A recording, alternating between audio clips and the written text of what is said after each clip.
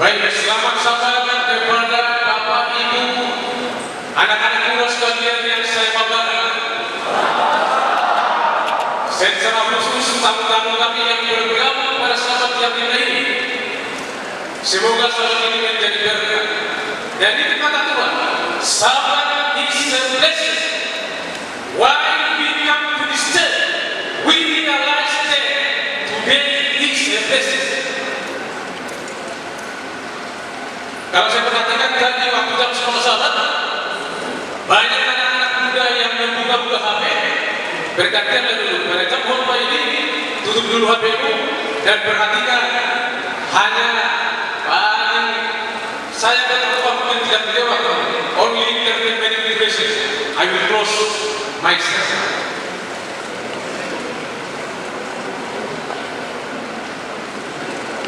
Jack Ma berkata,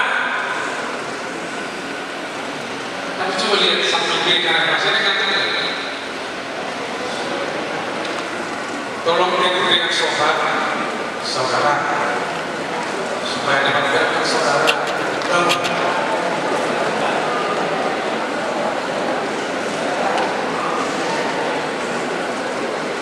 Mudah-mudahan tidak ada yang tertidur pada jam khotbah yang sangat singkat.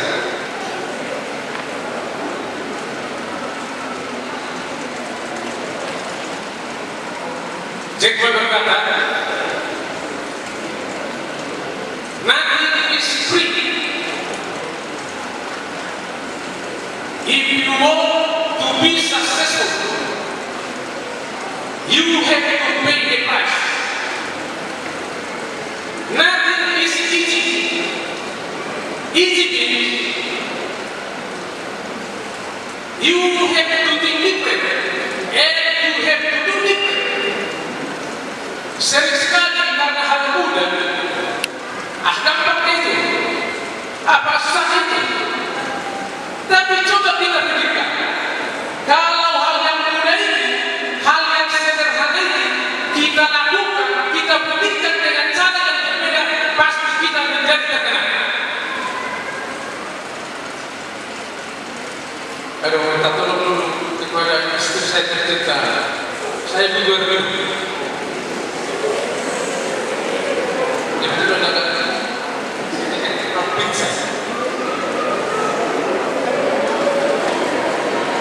Oke, baik.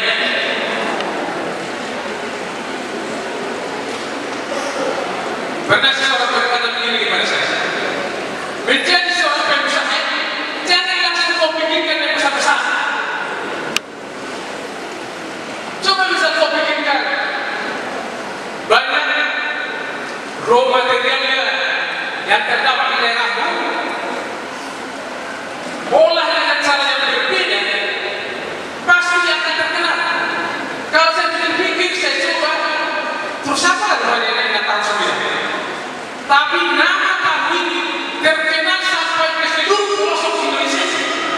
Coba jurusan-jurusan itu, coba kalau ada punya konsep, saya akan membuat goreng pisang di kota Pematang Siantar. Kalau siapapun orang yang lewat dari kota Pematang Siantar harus membeli goreng pisang ini, pasti akan menjadi terkenal. Jangan-jangan melebihi daripada Bill Gates Anda lebih terkenal.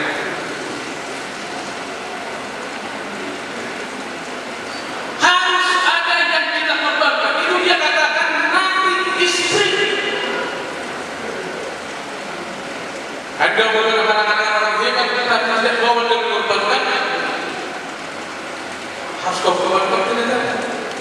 Kau korbankan waktu untuk belajar semaksimal mungkin. Ya. Baik. Topik kita kali ini adalah what does it mean to be disciple?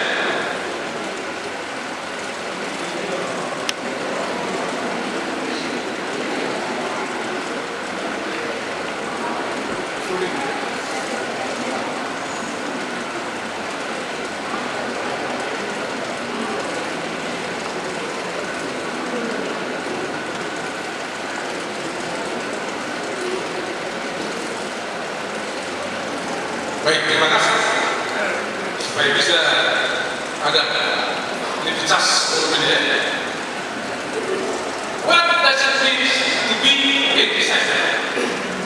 Apa jadi saja? Apa? Murid. If you are a student, automatically you will have this gift. No student without spirit. Karena student ini berasal dari kata disciple, yang artinya murid. Dari situ juga asal kata disciple.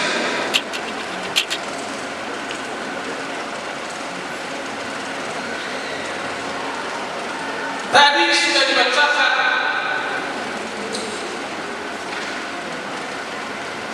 responsibility, ayat-ayat bersangkutan yang terdapat tadi di dalam Matthew chapter 4 verse 18 until 22. Coba kita buka ayat masing-masing. Please open your Bible.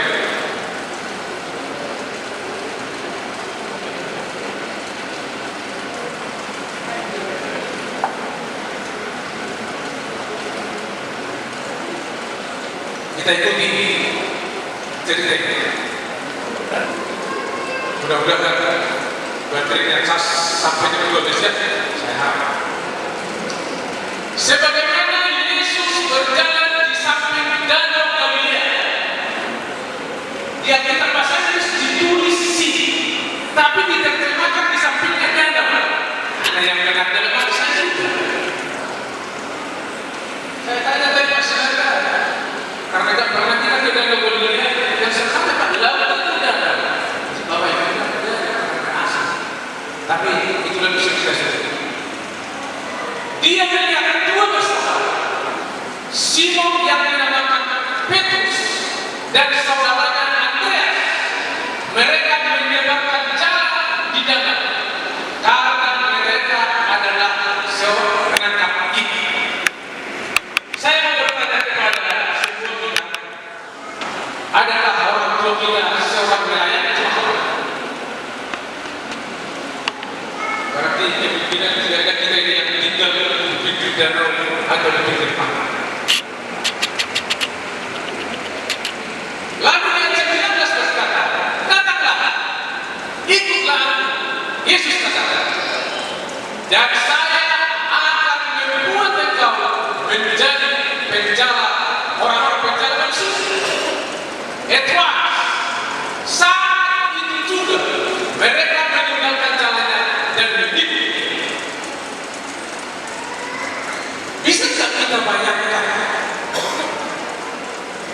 Kebetulan kampung kami sudah pernah kita berkemah pinggir danau. Tiap pagi sekitar jam 7 para nelayan sudah pulang di pinggir danau, memberes-beres jalannya, kemudian nanti datang keluarganya menjemput hasil tangkapannya. Jadi saat seperti itulah kisah ini.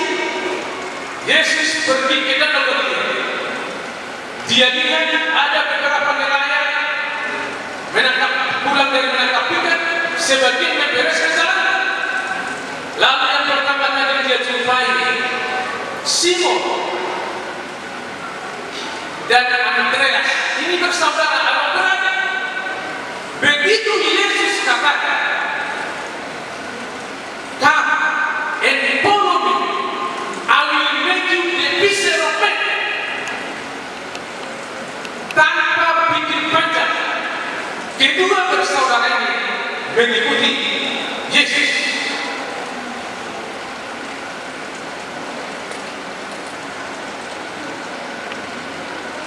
Setelah berangkat dari sana, dari tempat pertama tadi, dia melihat dua bersaudara lain, yaitu Yakobus, anak Zebedeus, dan saudaranya Yohanes.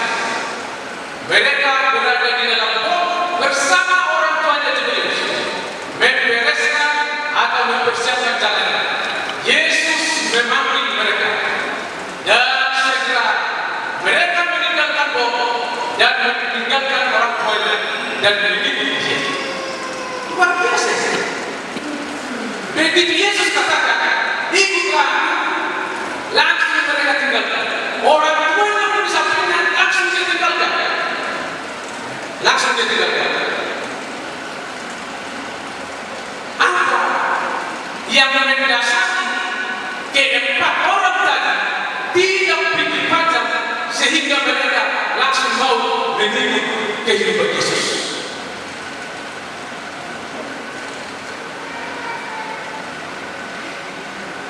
Ini ada statement dari orang-orang Yahudi. Ini ada statement dari orang-orang Yahudi.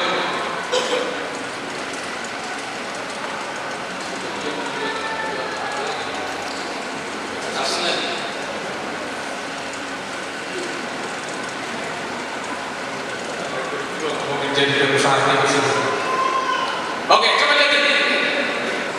Di atas segalanya, kita bangga akan diri kita atas pendidikan daripada anak-anak diri kita. Statement bagi orang Yahudi, mereka tidak akan pernah bangga dengan kekayaan anaknya, berapa rumah yang dimiliki, tetapi mereka bangga dengan status pendidikan daripada anak-anak mereka. Kalau orang Batak apabila dengan moto ini, tapi biasanya kalau orang Batak saya perhatikan, kalau pendidikan anaknya bagus, tapi selanjutnya diumpulkan, walaupun pendidikan anaknya tanpa SMP, tapi kalau banyak duitnya, selanjutnya itu lebih hebat daripada pendidikan yang lain.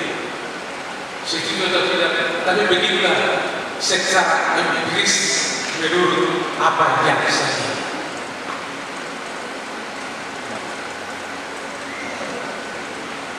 Tidak disangka kenapa abang-abang mahasiswa, abang-abang SMA, adik-adik SMP datang, saya yakin terutama konsep orang tua mau merubah nasib.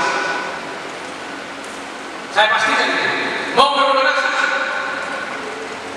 Yang kedua mungkin tambahan, ya mudah-mudahan supaya dapat calon pasangan.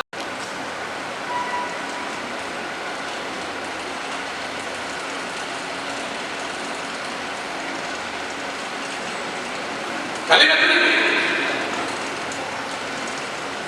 seorang anak tidak akan menerima pendidikan formal sampai mereka memiliki umur yang tepat, dan ketika mereka berusia 6 tahun, kita akan mengajar mereka hukum Torah sebagaimana mereka seperti seekor lembu. Tahu lembu? Kenapa dibuat ilustrasi seperti lembu? Karena lembu pada umumnya, kalau saya bandingkan di kampung saya, manakala lebih bertahan hidup di daerah yang kering antara lembu dan kerbau, jauh lebih hebat lembu. Karena lembu saya perhatikan tidak pernah berhenti mengunyah, tak pernah berhenti mengunyah, selalu. Bayangkan dari pagi mungkin sampai siang bisa cari makan minum, menggagal kalau ada masalah. Nanti pulang dari menggagal, masuk kantor tidur, mudah lagi menambah dia. Tapi kalau makanya kalau anak makan perkara seperti itu, kok supaya berubah apa ya? Dari memang dia boleh sendiri karena gini-gini dia kata. Jadi saya harap juga itu ada yang seperti ini pada saat kebaktian. Jadi seperti itu biasanya. Oke, lihat ini. Inilah sistem pendidikan yang ada di sini. Yang pertama adalah bed 7. Kalau saya tidak foto lagi kampus dari mana? Internet. Bed artinya rumah. 7 itu artinya kita. Saya baca-baca ternyata rumah kita ini seperti sebuah kitab, sebuah buku yang menjadi pembelajaran kita di dalam hidup kita masing-masing. Makanya jangan heran apa yang disebutkan di mana, apa yang anda lakukan di sini tidak jauh berbeda dengan keadaan di rumah kita masing-masing. Tidak jauh berbeda dengan apa yang ada di rumah kita masing-masing. Usia dari 6 sampai 10 tahun. Ini tadi yang dinamakan bed 7. Lihat ini, menghafalkan seluruh Pentatek, 5 buku dari kitab Musa di dalam bahasa Ibrani. Berarti harus bisa dihafalkan itu dari mulai dari Kejadian, keluaran, imaman, bilangan, ulangan dalam bahasa Ibrani. Biasa, ini pendidikan mereka. Makanya tadi jangka seperti saya menyebut, banyak yang umur 6 tahun sampai 10 tahun harus mulai menghafalkan kitab 55 kitab itu dalam bahasa Ibrani. Saya aja sih pasal dari semua kitab itu tidak ada salah keluarga.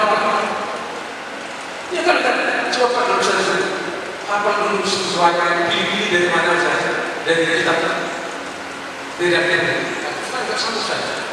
Tapi kalau disuruh membaca ya kejadian satu baca ya saya baca. Tapi itulah sistem pendidikan mereka.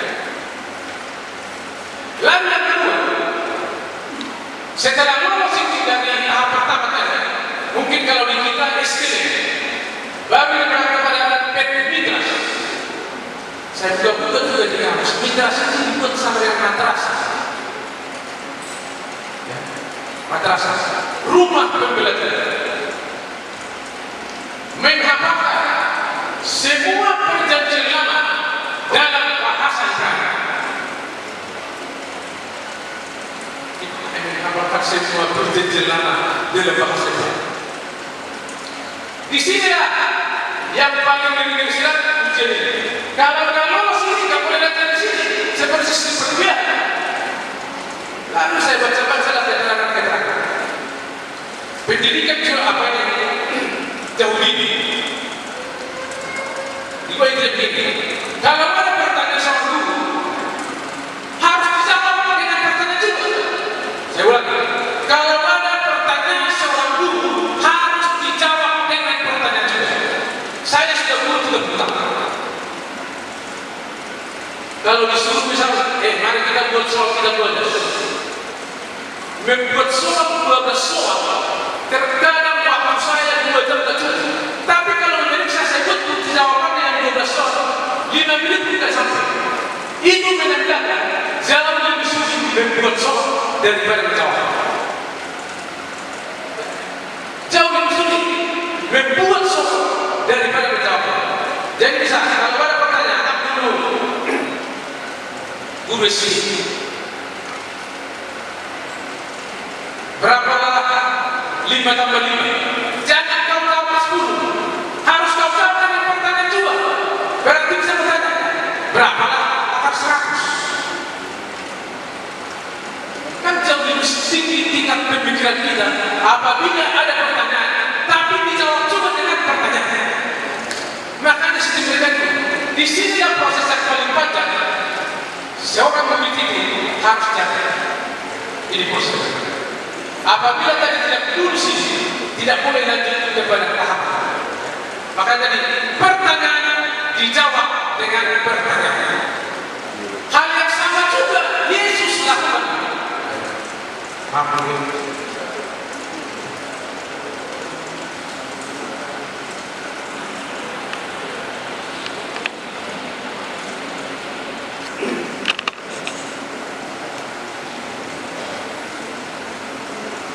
Maka dokter lagi dulu supaya kan. Hal yang sama juga Yesus lakukan. You know the story when Jesus get the desert in the wilderness 3 times. Jesus left the desert from the sun. The first desert, Satan says to Jesus, if you are the Son of God, please command this stone to be bread. What is it? Jesus replied, for it is written. Jawabannya ada tertulis. Kalau biasanya ada pertanyaan kepada kita seperti itu. Coba lihat kalau kita anak-anak itu, kalau orang betulnya sudah coba lihat. Kalau dia sudah tahu, tapi saya bisa menjawab. Sebab ada tertulis. Karena itu tadi pertanyaan harus dijawab dengan pertanyaan.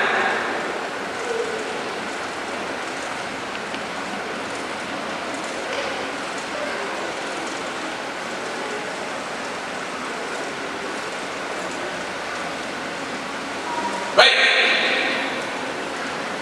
saya tidak akan pergi kepada lagi untuk belajar menginterpretasikan Torah dari dia, tetapi memperhatikan bagaimana caranya mengikat dari sepatu dan melepaskan. Apa maksudnya? Kita perhatikan betul-betul seorang guru itu bagaimana melakukan ini, bagaimana cara dia ngomong, bagaimana tindakannya, bagaimana perilakunya. Selain itu yang diperhatikan. Ketika Imam Ghazali memberikan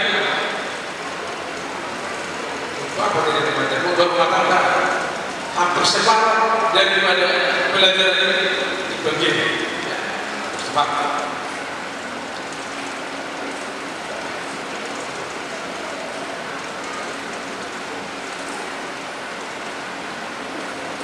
Pergi buat mereka semuanya berdoa bahwa mereka akan menjadi raja, dan lakukanlah hal khusus yang baik.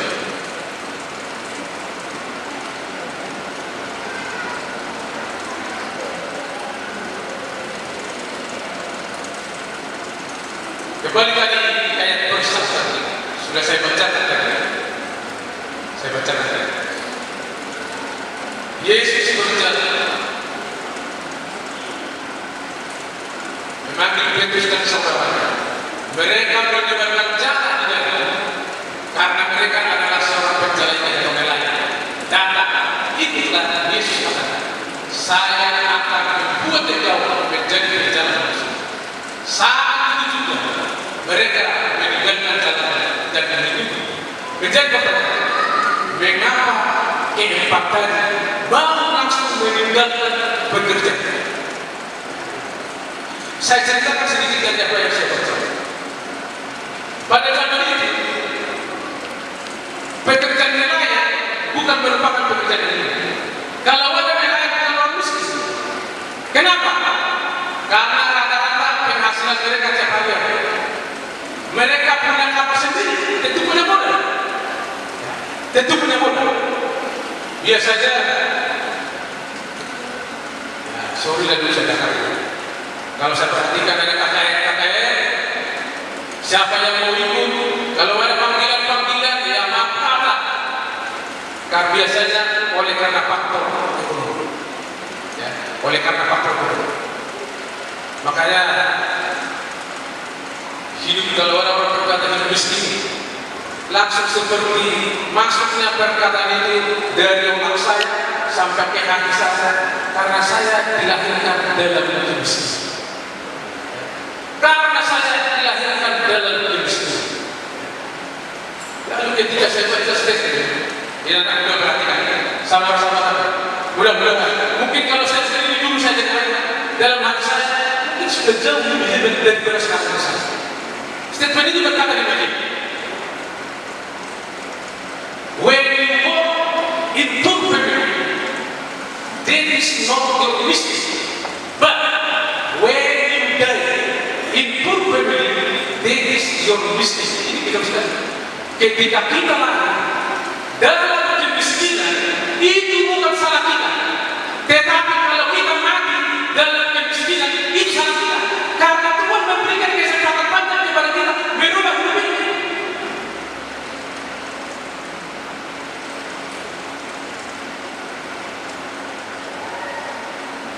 Kalau Tuhan kasih sesuai kita 70 tahun kepada kita, habis kita sekolah masih ada setiap 10 tahun lagi merubah hidup ini.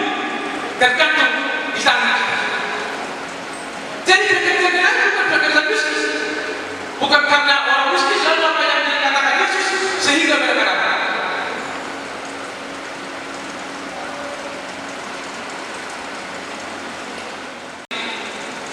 Saudara-saudara tahu kisah ketika di dalam beliau suatu malam datang gelombang yang sangat kencang, lalu pada saat yang berjalan semua pada takut, tetapi Petrus berkata, jika engkau Tuhan, katakan supaya aku datang dan berjalan di atas air. Yang mau saya sampaikan, begitu ya si Petrus melihat, oh itu Yesus, kenapa dia langsung berjalan?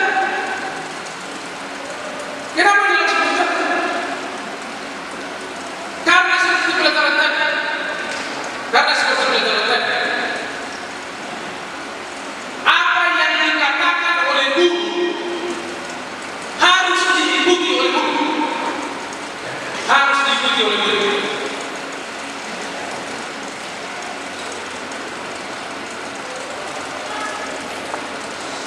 Tiga tahapan tadi yang didirikan dari jauh kita yang dikatakan ya.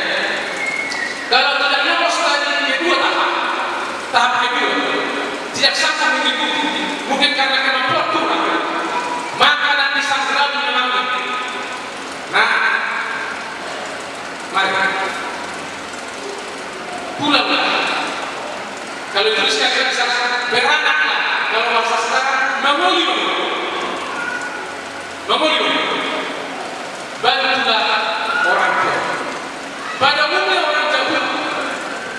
Apa pekerjaan orang tua? Itu pekerjaan anak. Apa pekerjaan orang tua? Itu pekerjaan anak. Karena itu merupakan sebuah profesi dan yang diwariskan turun-temurun kepada anak-anak. Ayo dia. Lalu kita kembali ke cerita tadi yang Pak tadi. Mengapa tadi yang empat orang itu? Simon, Andreas, Jakobus, dan Yohanes. Begitu mereka dipanggil Yesus, dipanggil seorang nabi, mari langsung tahu. Karena mereka tadi tidak lulus dalam 3 tahap tadi. Yang belajar terakhir tadi, tahap tadi. Ibarat seperti begini. Pernah saya lihat ada seorang muda gagal dia menjadi seorang agama. Begitu melihat tampilan anak-anak muda berseragam militer atau polisi, langsung seperti kotak ini. Mungkin dia tidak lulus tahap terakhir dia mampu. Tapi seandainya mungkin dia menjaga ada orang bertinggi. Bapak kembali menjadi kami. Pasti langsung begini. Tanpa pikir. Itulah tadi proses pemimpinan yang dilakukan Yesus kepada. Lalu tadi di tahap terakhir tadi, apabila dari golongan pertama kedua lulus, setiap murid harus memilih siapa yang akan menjadi murid. Dan murid itu akan tinggal di rumah guru. Lalu setiap guru itu memperhatikan bagaimana guru itu berkata, apa yang dia lakukan, bagaimana karakternya. Itulah yang mereka lakukan. Itu yang mereka lakukan. Lalu karena kita ini mayoritas adalah guru,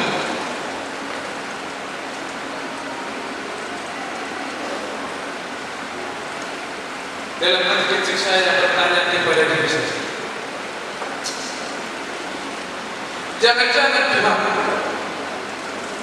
hidup saya ini my life becomes the stumbling block for my student. Jangan-jangan Tuhan, hidup saya ini menjadi batu sandungan bagi anak ini. Perkataan saya mungkin terlalu keras kepada anak-anak, tidak memberi contoh, tidak merefleksikan Yesus di dalam hidup saya. Itu yang menjadi pertanyaan bagi saya. Ketika saya berdiri di dalam kelas, good news apa yang didapat oleh anak didik saya ketika saya meninggalkan ruangan kelas? Ketika Pak dosen masuk kepada ruangan perkuliahan, good news apa yang mahasiswa dapat ketika seorang dosen meninggalkan ruangan kelas?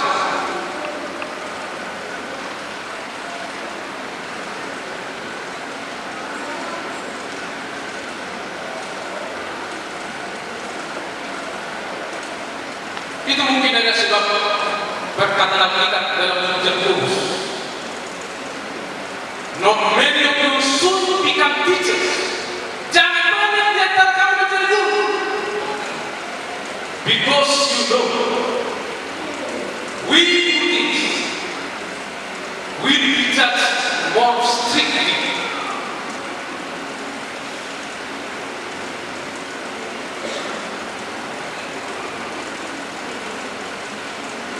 Jadi kalau ilmu pendidikan, kalau orang dapat dari kelas kita ada 4 minimal kompetensi seorang yang harus dimiliki. Itu syarat yang datang dari pemerintah.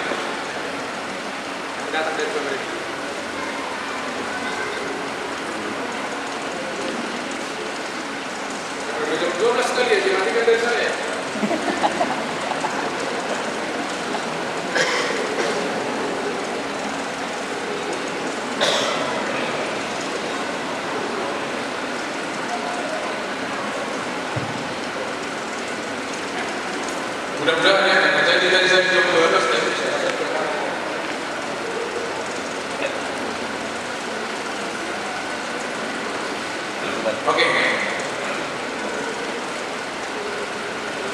kembali membacakan ayat ini.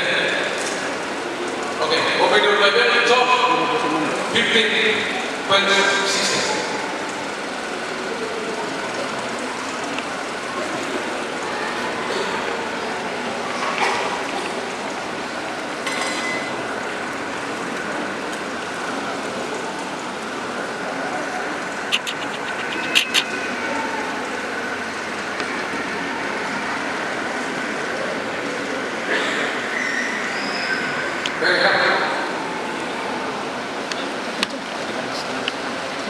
Yohanes 15 ayat 16. Ini. Oke, silakan. Lalu saya jangan nama-nama kita pas sudah tahu saya tulis.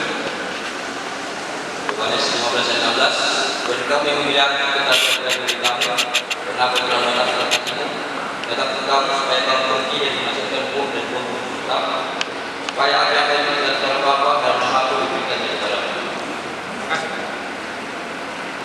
Yesus berkata, aku yang memilih kamu. Kau pergi dan kau menyelesaikan dua. Kita, kamu, pergi dari kampung, datang ke kampung sendiri, dan kita berharap semakin menyelesaikan dua. Seperti apa yang dikatakan Yesus.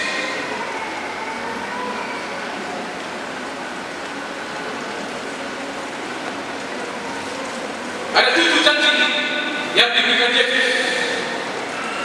The seven promise come from God. He will never leave you.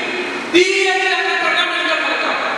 The seven, He will provide all from your needs. Dia akan menyediakan semua kebutuhan. Yang ketiga, He will give you rest. Dia akan memberikan tenang. Yang keempat, He will forgive your sins. Dia akan menghapuskan dosa-dosa. Yang kelima, He will make your things work together for your good. Dia akan membuat segala sesuatu bekerja bersama demi kebaikan. He will give you desire of your heart. Dia akan memberikan segala apa yang dirindukan oleh Allah. Yang terakhir, He will be with you always, even to the end of the age. Mengapa Yesus janjikan ini kepada kita masing-masing? Karena Dia yang memilih kita. Semoga Tuhan memberkati kita.